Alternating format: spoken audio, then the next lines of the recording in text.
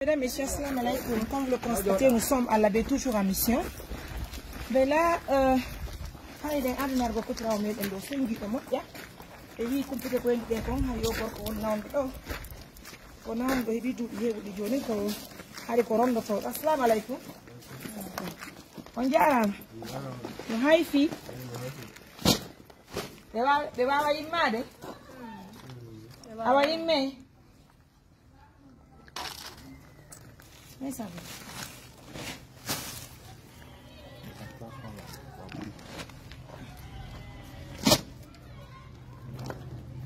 No, hi, fi. Quando mais que você dá? Quando não é nenhum. Har quando woni golle mo? Har ko gombe honto? Gombe kubia? Edo gombe ni? Bengo mong? Madame Monjara? Ono kali kono wali gita monde?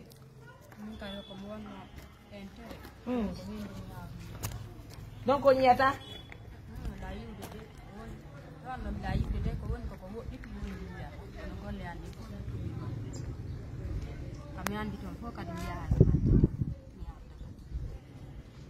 On tuna wayar ka sare?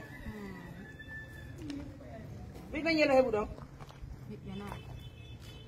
Metro wawa step ko loydo? Wawa step de seda? Wata step ko ni? Bien. Donc ala ko nane me hum petit fimo don. Ala me de ngatani on do na fakka saku di maro nebba e basalle. En do boy lobodia. Ala ono ngi son laji mo ko walidi do. Ala dum do ko tante sana to wonti be America woni ko adani men don do nani? Bien. Ala ga to dum do ko nu fallo me wallo.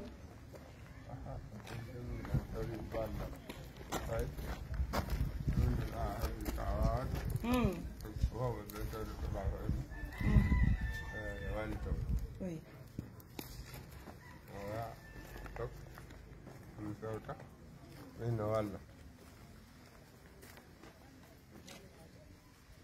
O waade ñaamude? O waawde ñaamude? Hare o yehi ka laptaani? Ko ngi no ngarti yo ka suuɗo ndikkaani?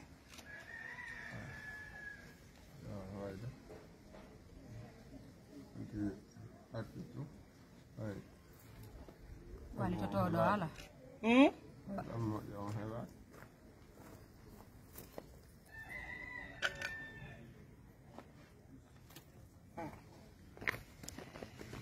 En tout cas, mesdames, messieurs, assalamu alaikum, comme vous le constatez, c'est pas facile. Hein? Vous avez un moment donné, vous avez un boudon.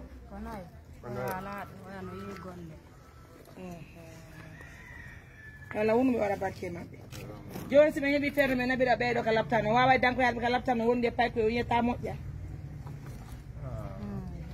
na Men dara no men yaay ka on hebe ko wondo e mabbe to don hala ko si ko si won tigida si na dum hala ko mi yaay pay ko no wonda e hombo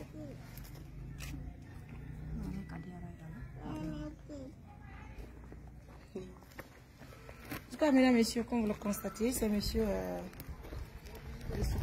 il est de Koubia, voilà, je ne sais pas qu'est-ce qu'il faut, de toute façon, on doit l'envoyer à l'hôpital d'urgence. Nous vous demandons humblement de nous aider parce que ça fait très pitié de voir sa situation comme ça. Et néanmoins, mesdames, messieurs, nous comptons sur vous pour sa prise en charge pour ses faits médicaux. Voilà, Nani. On l'avait doit faire Nani. Tu as vu ça? Tu as vu comment il est?